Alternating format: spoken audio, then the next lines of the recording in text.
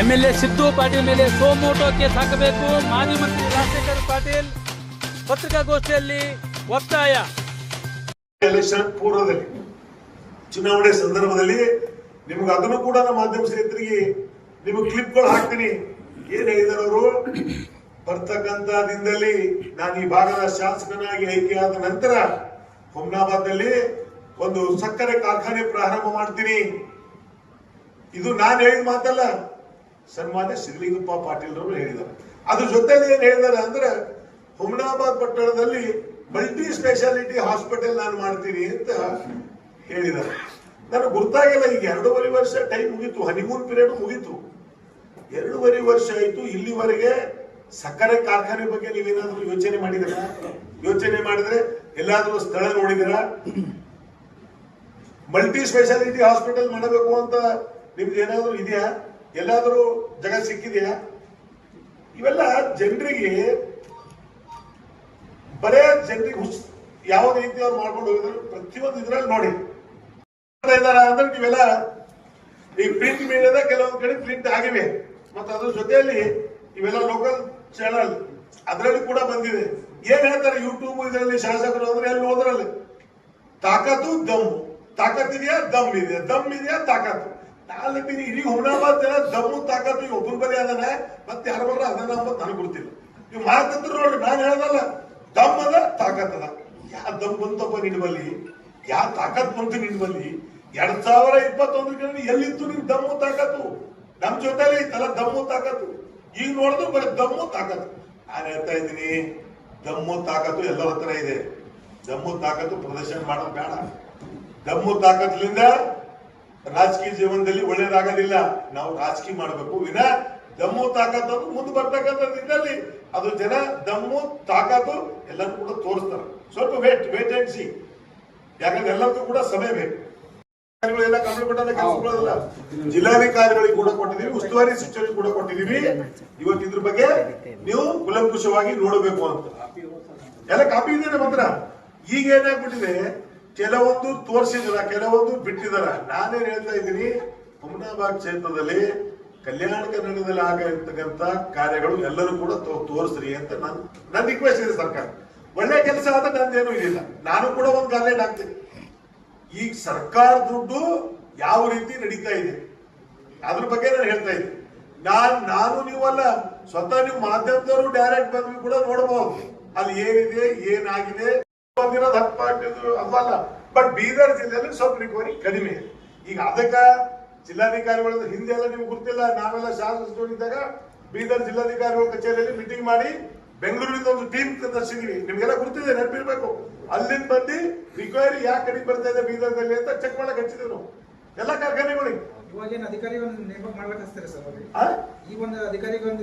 ಹೌದು ಮಾಡ್ಬೇಕು ಅಂತ. ಈಗ ತಪ್ಪಿದೆಲ್ಲ ಪಾಪ ರೈತರಿಗೆ ಇದ್ರೆ ಬಲಿಪಶು ಆಗ್ತಾ ಇದ್ರಲ್ಲ. ಈಗ ನಾಳೆ ಉಸ್ತುವಾರಿ ಸಚಿವರು ಬರ್ತಾ ಇದ್ದಾರೆ, ಅವರು ಕೂಡ ಪ್ರೆಸ್ ಮೀಟ್ ಮಾಡಬಹುದು ಅಂತ ನಾನು ಭಾವಿಸ್ತೀನಿ. ಇವತ್ತು ರೈತರಿಗೆ ಕೂಡ ನಾನು ಭೇಟಿ ಆಗ್ತೀನಿ, ಅವರು ಕೂಡ ಭೇಟಿ ಆಗ್ತಾರ. ಮತ್ ಮುಂದಿನ ಹೇಳಿದ್ರೆ ನಾವು ಅಲ್ಲಿ ಬೆಂಗಳೂರಲ್ಲಿ ಸಕ್ಕರೆ ಸಚಿವರು ಕೂಡ ನಾನು ಮಾತಾಡ್ತೀನಿ, ಮುಖ್ಯಮಂತ್ರಿ ಕೂಡ ನಾವು ಗಮನ ಸೆಳೆತೀವಿ. ಸರ್ ಹಿಂಗಿದೆ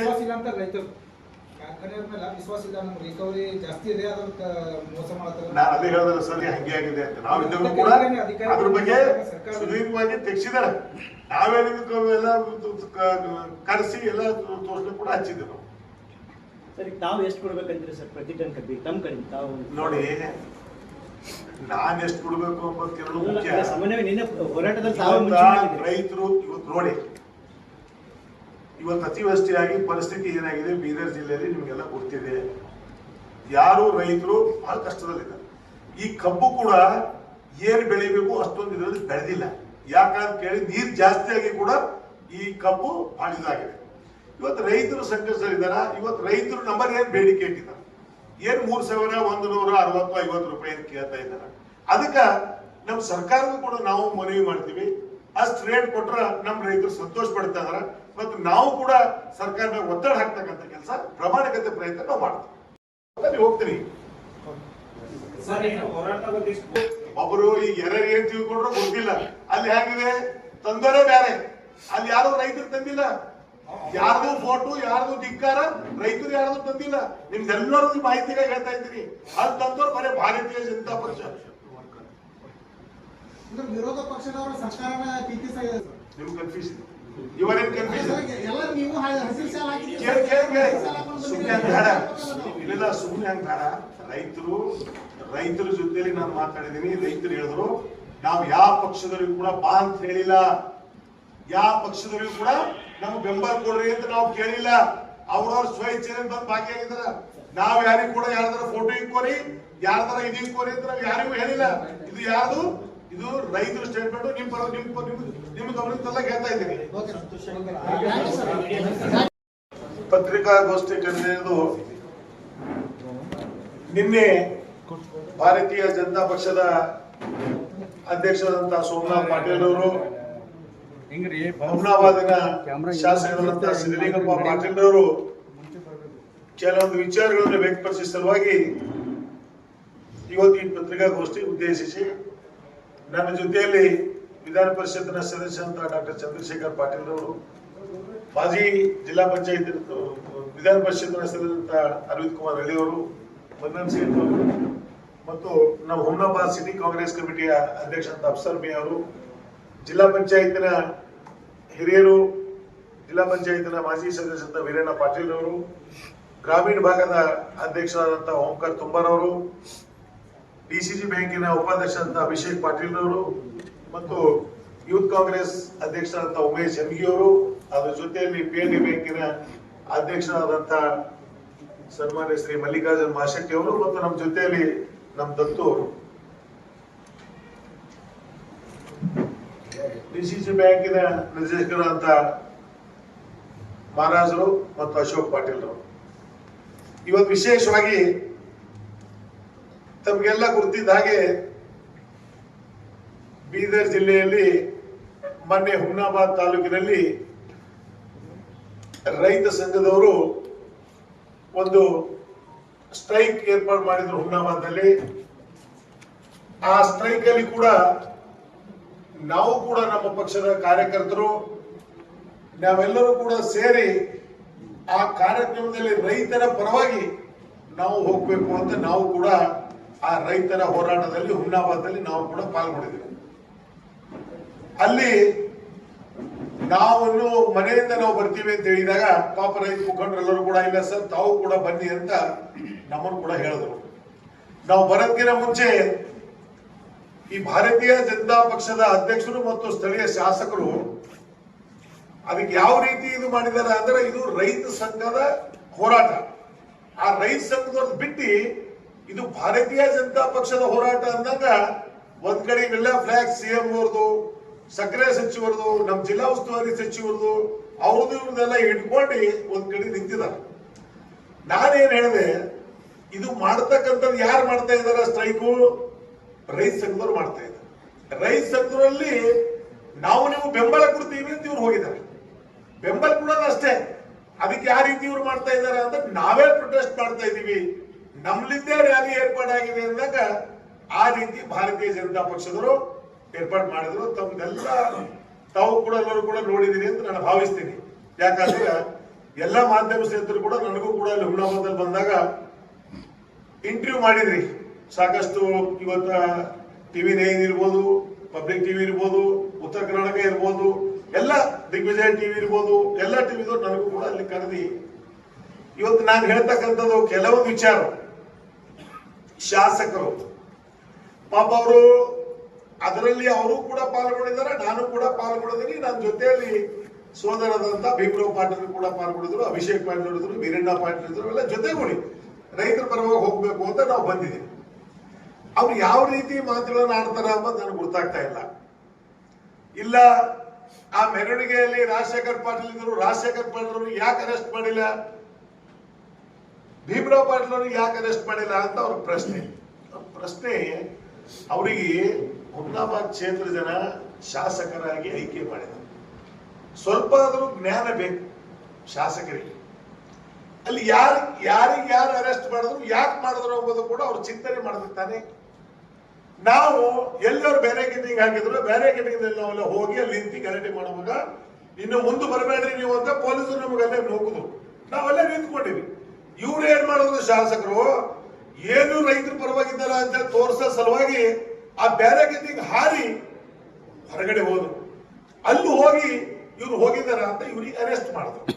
ನಮ್ಮ ಬ್ಯಾರಗೇಟಿಂಗ್ ನಲ್ಲೇ ಅಡಿಷನಲ್ ಎಸ್ ಪಿ ಪೂಜಾರಿ ಅವರು ಇದ್ರು, ಅಲ್ಲಿರ್ತಕ್ಕಂಥ ಸಿಬ್ಬಂದಿ ಅವರು ಡಿವೈಎಸ್ಪಿ ಸರ್ಕಾರ ನಮ್ಗೆ ಅಲ್ಲೇ ಹಿಡಿದು ಇದು ಮಾಡ್ಬಿಟ್ರು, ಇಲ್ಲ ನೀವು ಮುಂದೆ ಹೋಗಂಗಿಲ್ಲ ಅಂತೇಳಿ. ನಾವಲ್ಲೇ ನಿಂತ್ಕೊಂಡೆ ಆಯ್ತು ಅಂತೇಳಿ. ಇವ್ರು ಶಾಸಕರ ಪಾಪ ಅವ್ರಿಗೆ ಏನು ಎಷ್ಟು ರೈತರ ಪರವಾಗಿ ಕಾಳಜಿ ಇದೆ ಅಂತ ನನಗಂತೂ ಗೊತ್ತಿಲ್ಲ. ನಾನು ಇವಾಗೇ ನೋಡ್ತಾ ಇದ್ದೀನಿ ರೈತರ ಪರವಾಗಿ ಅವ್ರಿಗೆ ಎಷ್ಟು ಕಾಳಜಿ ಆಗಿದೆ ಅಂತ ಹೇಳಿ. ಇಷ್ಟು ದಿನ ನಾನು ನೋಡಿದಿಲ್ಲ. ಅಲ್ಲಿ ನೋಡಿದಾಗ ಆ ಬ್ಯಾರಗೇಟಿಗೆ ಹಾರಿ ಅಲ್ಲಿ ಹೋದ್ರು ಕೆಲವು ಜನ. ಮತ್ತೆ ಅಲ್ಲಿ ಹೋಗಿದಾಗ ಇವರಿಗೆ ಅರೆಸ್ಟ್ ಮಾಡಲಾರ್ದ್ರೆ ಮುದ್ದು ಕೊಡ್ತಾರ? ಏನ್ ಮಾಡ್ತಾರೆ ಹೇಳಿ? ಅರೆಸ್ಟ್ ಮಾಡಲೇಬೇಕು. ಇಲ್ಲಿ ಏನ್ ಕೇಳ್ತಾ ಇದಾರ? ರಾಜಶೇಖರ್ ಪಾಂಡ್ರಿಗೆ ಯಾಕೆ ಅರೆಸ್ಟ್ ಮಾಡ್ತಾರೆ? ಕಾನೂನು ಅಲ್ಲಿ ಏನಾದ್ರು ತೊಡಕಾದ್ರೆ ನಮಗಲ್ಲಿ ಹೋಗೇ ಬಿಟ್ಟಿದ್ರು ಪೊಲೀಸರು. ಇದನ್ನು ಹೋಗಿ ಅಲ್ಲಿದ್ದು ನಮ್ಗಿಲ್ಲ, ನನಗಾಗ್ಲಿ ಅವ್ರು ಸೋದರ ಅಂತ ಸಂತೋಷ ಪಡಲಿಲ್ಲ, ಅವ್ರ ಜೊತೆಲಿ ಇದ್ರು. ಮತ್ತೆ ಅವನಿಗೆ ಅರೆಸ್ಟ್ ಮಾಡಿಲ್ಲ. ಆಮೇಲೆ ಯಾವಾಗ ಇವರು ಅಲ್ಲಿ ಜಿಲ್ಲಾಧಿಕಾರಿಗಳು ಬಂದು ಕೂತಿ ಜಿಲ್ಲಾಧಿಕಾರಿಗಳು ಚರ್ಚೆ ಮಾಡ್ತಾ ಇದ್ರು ಕೂಡ ನಿಮಗೆಲ್ಲ ಹೇಳ್ಬೇಕಾಗಿತ್ತಂದ್ರೆ ಇದು ಗುಂಡಾಗಿರಿ ಎಷ್ಟಿದೆ ಅಂದ್ರ ಆ ಮೆಮೊರಾಂಡಮ್ ಕೊಡಬೇಕು ಅಂತ ಅವ್ರನ್ನ ತೋಡಿ ಜಿಲ್ಲಾಧಿಕಾರಿಗಳು ಮೆಮೊರಾಂಡಮ್ ಕೊಡ್ತಾ ಇದ್ರು. ಇವರು ಭಾರತೀಯ ಜನತಾ ಪಕ್ಷದ ಕಾರ್ಯಕರ್ತರು ಆ ಮೆಮೊರಾಂಡಮ್ ತೋಡ್ ಹರಿದ್ರು. ಎಲ್ಲ ವಿಡಿಯೋ ಕ್ಲಿಪ್ ಇದೆ, ತಾವು ನೋಡಿ. ಇವತ್ತು ಅವ್ರು ಹೇಳ್ತಾ ಇದ್ದಾರೆ ಯಾವುದಕ್ಕೂ ಕೂಡ ಇದಿಲ್ಲ. ಮಾನ್ಯ ಶಾಸಕರು ಯಾವುದೇ ಒಂದು ವಿಚಾರ ಮಾಡಿ ಯಾರದರ ಬಗ್ಗೆ ನಾವು ಹೇಳ್ಬೇಕಾಗಿತ್ತು ಅಂದ್ರೆ ಸ್ವಲ್ಪ ಎಲ್ಲ ತಿಳ್ಕೊಳ್ಬೇಕು. ನಾವು ಒಂದೊಂದು ಪತ್ರಿಕೆ ಬೇರೆ ಬೇರೆ ನೋಡಿದ್ರು. ರೈತನ ಮೇಲೆ ಕೈ ಕಾರ್ಯಕರ್ತರ ಹಲ್ಲೆ ವಿಜಯ ಕರ್ನಾಟಕ, ಎಲ್ಲಲ್ಲೇ ನನಗೆ ಅರ್ಥ ಆಗಿಲ್ಲ. ಪಾಪ ಶಾಸಕರು ನಿಮ್ಗೆ ನಾನು ಹೇಳ್ಬೇಕಾಗಿತ್ತು ಅಂತಂದ್ರ ಹುಮ್ನಾಬಾದ್ನಲ್ಲಿ ರೈತ ಸಂಘದವರು ಹೋರಾಟ, ಇವರು ಬಿಜೆಪಿಯವರು ಅದರಲ್ಲಿ ಇವ್ರು ಪಾಲ್ಗೊಂಡಿದ್ದಾರೆ. ಆ ಹೋರಾಟ ಯಾವ ರೀತಿ ಮಾಡ್ಕೊಂಡ್ರು ಅಂದ್ರೆ ಇವರೇ ಸ್ಪಷ್ಟ ಮಾಡಿದಾರೆ, ನಮ್ಲಿಂದೇ ಆಗ್ತಾ ಇದೆ ಹೋರಾಟ ಅಂತ ಭಾರತೀಯ ಜನತಾ ಪಕ್ಷದವರು ಮಾಡಿದ್ರು.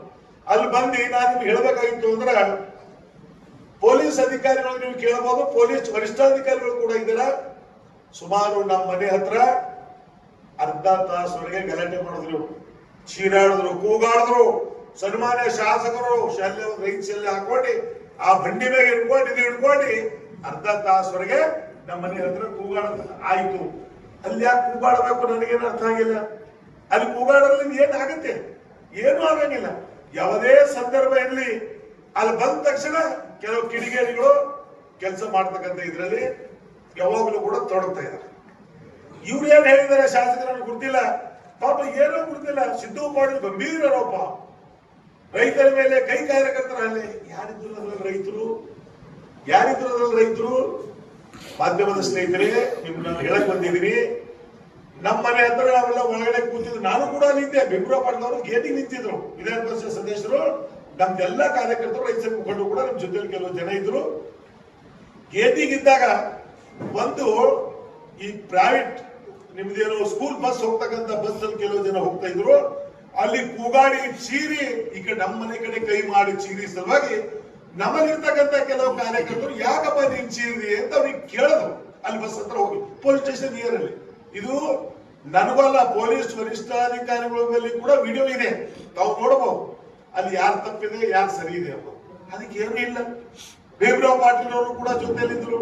ಯಾಕೆ ಸುಮ್ಮನೆ ಇದು ಮಾಡ್ತಾರೆ? ನೀವು ಬೇರೆಯವ್ರ ಬಗ್ಗೆ ಭೂಮಿ ಕುಡಿಸ್ತಕ್ಕಂಥ ಕೆಲಸ ಯಾಕೆ ಮಾಡ್ತಾರೆ? ಇವತ್ತು ರೈತರ ಬಗ್ಗೆ ನಿಮಗಷ್ಟು ಕಾಳಜಿ ಇತ್ತು ಅಂದ್ರ ಇವತ್ತು ಬೀದರ್ ಸಹಕಾರ ಸಕ್ಕರೆ ಕಾರ್ಖಾನೆ ಯಾ ಕಾಲದಿಂದ ಬಂದಾಯ್ತು? ಬಂದ ತಾವೇ ಮಾಧ್ಯಮದ ಸ್ನೇಹಿತರೆ, ಹಿಂದೆ ನಾವೆಲ್ಲ ಅಧಿಕಾರದಾಗಿದ್ದಾಗ ನಮ್ಮ ಸರ್ಕಾರ ಇಲ್ಲಿ ಹೋದ್ರು ಕೂಡ, ಸರ್ಕಾರ ಇದ್ದಾಗ ಕೂಡ ಕುಮಾರಸ್ವಾಮಿ ಸರ್ಕಾರದಲ್ಲಿ ನಾನು ಮಂತ್ರಿಮಂಡಲದಲ್ಲಿ ನಾನು ಸಚಿವನಾಗಿದ್ದೆ, ಬಿಡ್ಡಪ್ಪ ಕಾಶಿಪುರ ಇದ್ರು, ಅಲ್ಲಿ ಹಣ ಬಿಡುಗಡೆ ಮಾಡ್ತಕ್ಕಂಥ ಕೆಲಸ ಮಾಡಿದ್ರು. ಹಿಂದೆ ಸಿದ್ದರಾಮಯ್ಯ ಸರ್ಕಾರದಲ್ಲಿ ಈಶ್ವರ್ ಖಂಡ್ರೆ ಅವರು ಮಂತ್ರಿ ಆಗಿದ್ರು, ಅಲ್ಲಿ ಕೂಡ ನಾವು ಈಶ್ವರ್ ಖಂಡ್ರೆ ಅವರು ಪ್ರೆಷರ್ ಹಾಕಿ ಅಲ್ಲಿ ಕೂಡ ಹಣ ತಂದು ಬಿಡುಗಡೆ ಮಾಡಿ ಫ್ಯಾಕ್ಟ್ರಿ ಪ್ರಾರಂಭ ಮಾಡಿದ್ರು. ಇವಾಗ ಫ್ಯಾಕ್ಟ್ರಿ ಯಾವಾಗ ಬಂದಾಯ್ತು, ಯಾಕೆ ಬಂದಾಯ್ತು? ಮತ್ ಇವಾಗ ಇರ್ತಕ್ಕಂಥ ಹಾಲಿ ಅಧ್ಯಕ್ಷರು ಸನ್ಮಾನ್ಯ ಸುಭಾಷ್ ಕಲ್ಲೂರ್ ಅವರಿಗೆ ತಾವು ಕೇಳಬೇಕು. ಪ್ರತಿ ಮೀಟಿಂಗು ಅವರು ಫ್ಯಾಕ್ಟ್ರಿ ಪುನಃ ಪ್ರಾರಂಭ ಆಗ್ಬೇಕು ಅಂದಾಗ ಮುಖ್ಯಮಂತ್ರಿಗಳ ಬಳಿ ಇರ್ಬೋದು ಅಥವಾ ಸಕ್ಕರೆ ಸಚಿವರ ಬಳಿ ಇರ್ಬೋದು, ಸಂಬಂಧಪಟ್ಟಂತ ಯಾರೇ ಸಚಿವರ ಬಳಿ ಇರ್ಬೋದು, ಪ್ರತಿ ಸಲ ಸುಭಾಷ್ ಕಲ್ಲೂರ್ ಜೊತೆಯಲ್ಲಿ ನಾನು ವಿಧಾನ ಪರಿಷತ್ ಸದಸ್ಯರು ಮೀಟಿಂಗ್ ಹೋಗಿ ಬೀದರ್ ಜಿಲ್ಲೆ ಹುಮ್ನಾಬಾದ್ ಕ್ಷೇತ್ರದಲ್ಲಿ ಆಗ್ತಕ್ಕಂಥ ಬೀದರ್ ಸಹಕಾರ ಸಕ್ಕರೆ ಕಾರ್ಖಾನೆ ಪ್ರಾರಂಭ ಆಗ್ಬೇಕು ಅಂತ ನಮ್ದು ಒಂದೇ ಒಂದು. ಸುಭಾಷ್ ಕಲ್ಲೂರ್ ಯಾವಾಗ ನನಗೆ ಕರೆದಿದ್ದಾರೆ. ಇವತ್ತು ನಾನು ಶಾಸಕನಾಗಿ ಇಲ್ಲರೂ ಕೂಡ ಬೆಳಗಾಂದಲ್ಲಿ ಕೂಡ ಹೋಗಿ ಮೀಟಿಂಗ್ ಅಟೆಂಡ್ ಆಗಿ ಬೆಳಗಾಂದಲ್ಲಿ ಕೂಡ ನಾವು ರಿಕ್ವೆಸ್ಟ್ ಮಾಡಿದ್ವಿ. ಇವತ್ತು ಬೆಂಗಳೂರಲ್ಲಿ ಕೂಡ ನಾವು ರಿಕ್ವೆಸ್ಟ್ ಮಾಡಿದ್ವಿ. ಪಾಪ ಇವ್ರು ಹೇಳಿದ್ರು ಇಲ್ಲ ಪ್ರಾರಂಭ ಮಾಡಕ್ಕೆ ಯಾರಿಗೆ ಕಾಂಗ್ರೆಸ್ ಅವರಿಗೆ ಇಚ್ಛಾಶಕ್ತಿ ಇಲ್ಲ. ಸನ್ಮಾನ್ಯ ಸಿದ್ದು ಪಾಟೀಲ್ ರವರೇ, ನಿಮ್ಗೆ ಇನ್ನೂ ಗೊತ್ತಿಲ್ಲ, ಅಮಿತ್ ಶಾ ಅವರು ಯಡಿಯೂರಪ್ಪಾಜಿ ಅವರು ಹುಮ್ನಾಬಾದಲ್ಲಿ ಬಂದಾಗ ಮುಂದೆ ಬರ್ತಕ್ಕಂಥ ನಮ್ಮ ಸರ್ಕಾರ ಬಂದ ಮೇಲೆ 100 ಕೋಟಿ ರೂಪಾಯಿ ಹಣ ಬಿಡುಗಡೆ ಮಾಡಿ ಅದಕ್ಕೆ ಕಾರ್ಖಾನೆ ಪುನಃ ಆರಂಭ ಮಾಡ್ತೀವಿ ಅಂತ ಭರವಸೆ ಕೊಟ್ಟಿದ್ರು. ಇಲ್ಲಿವರೆಗೆ ನೀವೇನಾದ್ರೂ ಕೇಳಿದ್ರ? ಇಲ್ಲಿವರೆಗೆ ನೀವೇನಾದ್ರೂ ಅದ್ರ ಬಗ್ಗೆ ಆಲೋಚನೆ ಮಾಡಿದ್ರ? ಏನೂ ಇಲ್ಲ. ಬರೇ ರೈತರಿಗೆ ಗುಮ್ರಾ ಮಾಡ್ತಕ್ಕಂಥದ್ದು, ಅಲ್ಲಿ ಇರ್ತಕ್ಕಂಥ ಜನರಿಗೆ ಗುಮ್ರಾ ಮಾಡ್ತಕ್ಕಂಥ ಕೆಲಸ ಸಿದ್ಧಲಿಂಗಪ್ಪ ಪಾಟೀಲ್ ತೊಡಗಿದಾರೆ. ಅದಕ್ಕೆ ಬಿಟ್ಟರೆ ಅವ್ರು ಬೇರೆ ಏನು ಕೆಲಸಗಳಿಲ್ಲ. ಗುಂಡಾಗಿರಿ ಯಾರು ಮಾಡ್ತಾ ಇದ್ದಾರೆ ಅಂಬೋದು ಸ್ವಲ್ಪ ತಿಳ್ಕೊಳ್ಳಿ. ಎಲ್ಲಿ ಫಂಕ್ಷನ್ ಹೋಗ್ತಾರ ಅಲ್ಲಿ ಏನ್ ಹೇಳ್ತಾರೆ ಶಾಸಕರು? ತಾಕತ್ತು ದಮ್ಮು ಕೇಳ್ತಾರೆ. ಅಂದ್ರೆ ಯಾರು ಕೇಳ್ತಾ ಇದಾರೆ? ಈಗ ಕೇಳ್ರಿ, ಗುಂಡಾಗಿರಿ ಅಂತ್ರಿ. ಈಗ ನಾನು ಹೇಳ್ಬಾರ್ದು, ಇವೆಲ್ಲ ಹೇಳ್ಬೇಕಾಗುತ್ತದೆ. ಈಗ ಡಾಕ್ಟರ್ MLC ಅವ್ರು ಹೇಳ್ತಾರೆ ಅಂತ ಹೇಳ್ತಾ ಇದ್ದೀನಿ. ಹಿಂದೆ ಕಟ್ಟೋಳಿಯಲ್ಲಿ ಇರ್ತಕ್ಕಂಥ ಒಬ್ಬ ಹುಡುಗರ ಮ್ಯಾಗ ಇವರು ಮಾರಣದಂಡನೆ ಮಾಡಿದ್ರು. ಅವಾಗ ಏನಾಯ್ತು, ಇವ್ರಿಗೆ ಅಟೆಂಪ್ಟ್ ಮಾಡೋರು 307 ಐತಿ. ಇಬ್ರು ತಮ್ಮ ಓಡೋಗ್ಬಿಟ್ರು. ಸನ್ಮಾನ್ಯ ಸಂತೋಷ್ ಪಾಟೀಲ್, ಕಾಳಪ್ಪ ಪಾಟೀಲ್. ಇನ್ನು ಕೂಡ 307 ಇದೆ ಅವ್ರ ಮ್ಯಾಗ. ಯಾರು ಮಾಡ್ತಾ ಇದಾರೆ ಗುಂಡಾಗಿರಿ? ನಮ್ಮ ಮ್ಯಾಗ ಯಾರ ಮ್ಯಾಗ ಇದೆಯಾ? ಯಾರು ಮಾಡ್ತಾ ಇದಾರೆ ಹೇಳ್ಬೇಕು ತಾನೆ? ಅಟೆಂಪ್ಟ್ ಮಾಡಿದ್ರೆ ಅದು ಬೇಕಾದ್ರೆ ನೀವು ಕಾಪಿ ಕೊಡ್ತೀನಿ. ನಮ್ಮ ಪಿ ಅವ್ರಿಗೆ ಹೇಳ್ತಾರೆ ಕಾಪಿ ಕೊಡೋಪ್ಪ ಅವ್ರಿಗೆಲ್ಲ ಬೀದರ್ ಕಳಿಸ್ದವ್ರಿಗೆ. 2 ತಿಂಗಳು ಹಬ್ಸ್ಕೊಂಡು ನೀವು ಆಮೇಲೆ ಪೊಲೀಸರು ಹೋಗಿದ್ರು. ಸಣ್ಣವನಿಗೆ ಕಾಳಪ್ಪ ಪಾಟೀಲ್ ಹಿಡ್ಕೊಂಡು ತಂದ್ರು. ಅವ್ರು ಮಾಡ್ತಕ್ಕಂಥ ಆರೋಪಗಳು ಎಲ್ಲ ರಾಜಕೀಯ ಪ್ರೇರಿತ ಸರ್. ಅವ್ರು ಪೂರ್ತಿ ರಾಜಕೀಯ ಪ್ರೇರಿತ ಆದಾಗ ಪ್ರಶ್ನೆ ಬರಲ್ಲ. ಯಾವ್ದಾರು ಹೇಳಿ, ಯಾವ್ದಾರ ಮಾಡಕ್ ಬಂದ್ ಹೇಳಿ. ನನಗೆ ಬೀದರ್ ಸಕ್ಕರೆ ಕಾರ್ಖಾನೆ ಭರವಸೆ ಯಾರು ಕೊಟ್ರು? ಯಾರಿದ್ದಾರೆ ಅಧ್ಯಕ್ಷರು? BSSK ಈಗಾಗಲೇ NCDC 550 ಕೋಟಿ ರೂಪಾಯಿ ಕೊಡೋಕೆ ಒಪ್ಪಿಗೆ ಕೊಟ್ಟಿದೆ. ರಾಜ್ಯ ಸರ್ಕಾರ ಗ್ಯಾರಂಟಿ ಕೊಡಬೇಕು, ಕೊಡ್ತಾ ಇಲ್ಲ. ಕೇಳಿ ರಾಜ್ಯ ಸರ್ಕಾರ ಕೊಡಬೇಕು. ಇದು ಒಂದೇ ಅಲ್ಲ, ಇನ್ನು 5ರಿಂದ 6 ಫ್ಯಾಕ್ಟರಿಗಳು ಕೂಡ ನಡೀತಾ ಇದೆ. ರಾಜ್ಯ ಸರ್ಕಾರ ಗ್ಯಾರಂಟಿ ಅಂದ್ರೆ ಏನು? ಗ್ಯಾರಂಟಿ ಅಂದ್ರೆ ಸರ್ಕಾರ ಕೊಟ್ಟಂಗೆ. ಹಿಂದೆ ನಾವೆಲ್ಲ ಸರ್ಕಾರದೊಳಗಿದ್ದಾಗ ಗ್ಯಾರಂಟಿ ಅಂದ್ರೆ ಸರ್ಕಾರ ಕೊಟ್ಟಂಗೆ. ಅದು ಅರ್ಥ ಆಯ್ತಾ? ಈಗೇನ್ ಗ್ಯಾರಂಟಿ ಕೊಡಬೇಕು ಅಂತ ನಮ್ದು ಕೂಡ ಇದೆ. ನಾವು ಎಲ್ಲಿ ಬೆಂಗಳೂರಲ್ಲಿ ಮೀಟಿಂಗ್ ಮಾಡಿದ ಕೂಡ ರಿಕ್ವೆಸ್ಟ್ ಮಾಡಿದೀವಿ. ಬೆಳಗಾಂದಲ್ಲಿ ಮೀಟಿಂಗ್ ಮಾಡಿದ ಕೂಡ ನಾನು ಕೂಡ ಮೀಟಿಂಗ್ ಅಟೆಂಡ್ ಆಗಿದ್ದೀನಿ, ರಿಕ್ವೆಸ್ಟ್ ಮಾಡಿದೀನಿ. ಇವತ್ತು ಬೀದರ್ ಸಕ್ಕರೆ ಕಾರ್ಖಾನೆ ಬಗ್ಗೆ ಅವರು ಅಷ್ಟೊಂದು ಹೇಳ್ತಾ ಇದಾರ. ಇಲ್ಲಿ ಅವರು ಸರ್ಕಾರ ಇದ್ದಾಗ ಯಾಕೆ ಮಾಡಲಿಲ್ಲ? ಅಮಿತ್ ಶಾ ಅವರು ಬಂದು ಹೇಳಿದ್ರು, ಯಡಿಯೂರಪ್ಪಾಜಿ ಅವರು ಬಂದು ಹೇಳಿದ್ರು 100 ಕೋಟಿ ಕೊಡ್ತೀವಿ, ಪುನಶ್ಚೇತನ ಮಾಡ್ತೀವಿ ಅಂತ ಹೇಳಿ. ಅದಕ್ಕೇನು ಬೆಲೆ ಇಲ್ವಾ? ಅದನ್ನು ಮಾಡ್ಬೇಕು ತಾನೆ?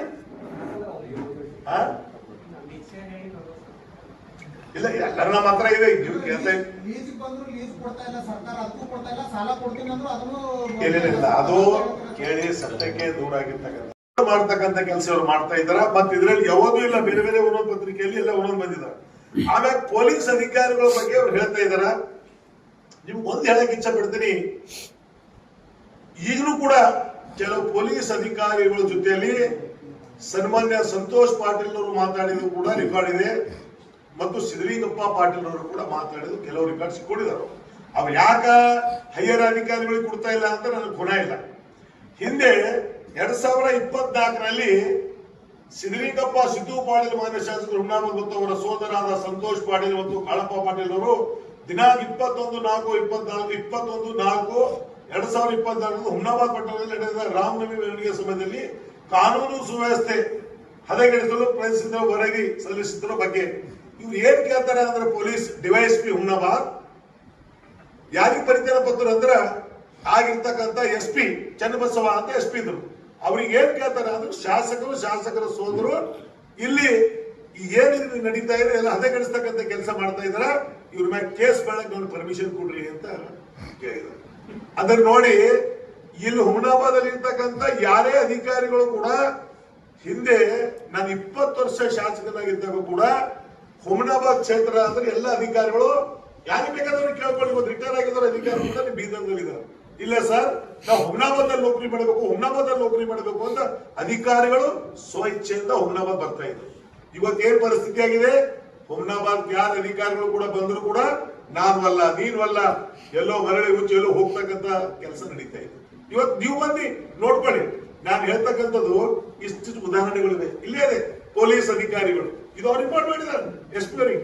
ಇದು ಕಾಪಿ ನೋಡಿ ನೀವು. ಇಷ್ಟೆಲ್ಲ ಮಾಡಿದ್ರು ಕೂಡ ಮತ್ತೆ ಪೊಲೀಸ್ ಅಧಿಕಾರಿಗಳೆಲ್ಲ ಏನ್ ಹೇಳ್ತಾ ಇದ್ದಾರೆ ಇವರು? ಪೊಲೀಸ್ ಅಧಿಕಾರಿಗಳು, ಪೊಲೀಸ್ ಠಾಣೆಗಳು ಏನಾಗಿವೆ ಅಂತ? ಪೊಲೀಸ್ ಠಾಣೆಗಳು ಕಾಂಗ್ರೆಸ್ ಕಚೇರಿಗಳಾಗಿವೆ. ಯಾವ ಕಚೇರಿಗಳಾಗಿವೆ ನನಗೆ ಗೊತ್ತಿಲ್ಲ. ಕೇಳ್ಬೇಕಲ್ಲ ಪಾಪ ಅವ್ರು ಯಾವ ಕಚೇರಿ ಆಯ್ತು ಏನಾಯ್ತು ಅವರು.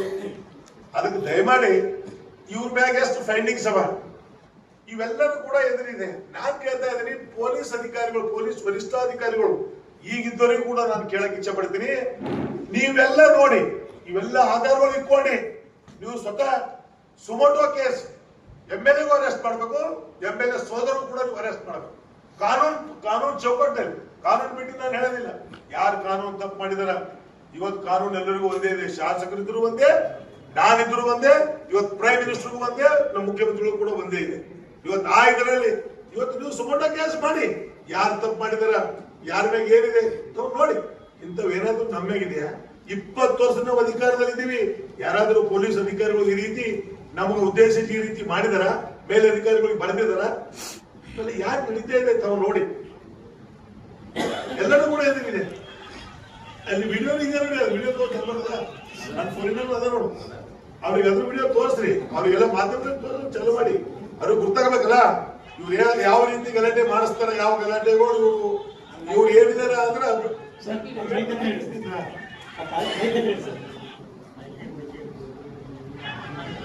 ಇದು ಯಾವ ವಿಡಿಯೋ ಸರ್ ಇದು?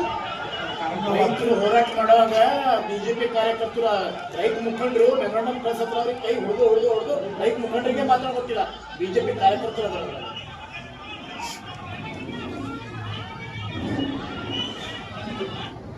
ಮತ್ತ ಅವಾಚ್ಯ ಶಬ್ದದಿಂದ ಮಾನ್ಯ ಶಾಸಕರು, ಮಾಜಿ ಶಾಸಕರು ಮನೆಯದ್ರಿಂದ ಗಾಡಿಯಾಗ ಬೈಕೋತ ಹೋಗಿದ್ನು ವಿಡಿಯೋ ಎಲ್ಲದಿದೆ. ಎಲ್ಲ ವಿಡಿಯೋ. ಇವ್ರು ಏನ್ ಮಾಡ್ತಾರ ಅಂದ್ರೆ ಮತ್ ಇದೆಲ್ಲ ಮಾಡ್ಬೇಕು. ಮತ್ ಮ್ಯಾಗ ನಾನು ಸತ್ಯ ಹರಿಚಂದ್ರ ಇದ್ದ ಇಲ್ಲಿ ಬಂದು ಆ ಜಿಲ್ಲಾಧ್ಯಕ್ಷರು, ಪಾಪ ಜಿಲ್ಲಾಧ್ಯಕ್ಷರು ಅವರು ಮುಂದಾಬಾದವ್ರೆ, ಅವ್ರಿಗೂ ಏನೋ ಪಾಪ ಇದ್ರ ಬಗ್ಗೆ ಅರಿವಿಲ್ಲ. ಸುಮ್ಮನೆ ಏನೋ ಶಾಸಕರು ಕರ್ಕೊಂಡ್ ಬರ್ತಾರ, ಹೇಳ್ಬೇಕು ಅಂತ ಹೇಳ್ತಾ ಹೋಗ್ಬೇಕಷ್ಟೇ. ನಿಜ ಸಂಗತಿ ಏನಿದೆ ಇದು ನೀವು ಯಾರಿಗೂ ಕೂಡ ಏನೋ ಇದು ಮಾಡಕ್ ಆಗೋದಿಲ್ಲ. ಹೇಳಿದ್ರೆ ಪಾಪ ಇಷ್ಟೆಲ್ಲ 3,200 ರೂಪಾಯಿ ಪಾವತಿಸಲಿ ಅಂತ ಹೇಳ್ತಾ ಇದ್ದಾರೆ ಶಾಸಕರು. ನೀವು ಇದ್ರ ಬಗ್ಗೆ ಇಲ್ಲಿವರೆಗೆ ಏನಾದ್ರು ಚಿಂತನೆ ಮಾಡಿದ್ರ? ಶಾಸಕರಿಗೆ ಆಯ್ತು, ಇವತ್ತು ಬೀದರ್ ಸಹಕಾರ ಸಕ್ಕರೆ ಕಾರ್ಖಾನೆ ಬಗ್ಗೆ ನೀವು ಎಷ್ಟು ಸುದೀರ್ಘವಾಗಿ ಚರ್ಚೆ ಮಾಡಿದ್ರಿ, ಏನ್ ಮಾಡಿದ್ರಿ ಮುಂದೆ ಹೋರಾಟ? ಇದ್ರ ಬಗ್ಗೆ ಏನಾದ್ರು ಹೋರಾಟ ಮಾಡಿದಾರ? ನೀವು ವಿರೋಧ ಪಕ್ಷ ಎಲ್ಲಾದ್ರೂ ಹೇಳಿದ್ರಿ, ನಾವು ರಾಜೇಶ್ವರ ಪಂಚಾಯತ್ ಪಟ್ಟಣ ಪಂಚಾಯತ್ ಮಾಡಿದೀವಿ ಅಂತ ಹೇಳಿದ ತಕ್ಷಣ ನಾನ್ ಮಾಡಿದೀನಿ, ಮತ್ತೆ ಇದು ಫ್ಯಾಕ್ಟ್ರಿನೂ ನಾ ಮಾಡಿದೀನಿ ಅಂತ ಹೇಳಪ್ಪ. ನೀನು ಹೇಳ್ಬೇಕು ತಾನೆ. ಈಗ ಸ್ವಾಮಿಗಳು ನಾನು ಹೇಳ್ತಕ್ಕಂಥದ್ದು ಗ್ರಾಮ ಪಂಚಾಯತ್ ಪಟ್ಟಣ ಪಂಚಾಯತ್ ನಾವು ಮಾಡ್ತೇವೆ, ನಮ್ಮೆಲ್ಲ ಪುರಾವೆಗಳವ. ಹುಮ್ನಾಬಾದ್ ಪುರಸಭೆ ಮೇಲ್ಜಾತಿಗೆ ಹೇಳಿದ್ವಿ, ನಾವು ಮಾಡಿದ್ವಿ, ಎಲ್ಲಿ ನಾ ಮಾಡಿದೀನಿ, ಮತ್ತೆ ಇದ್ರು ನೀ ಮಾಡಪ್ಪ. ಫ್ಯಾಕ್ಟ್ರಿದು ಮಾಡಲ್ಲಪ್ಪ ನೀನು, ಯಾಕೆ ಅದು ಇಲ್ಲ.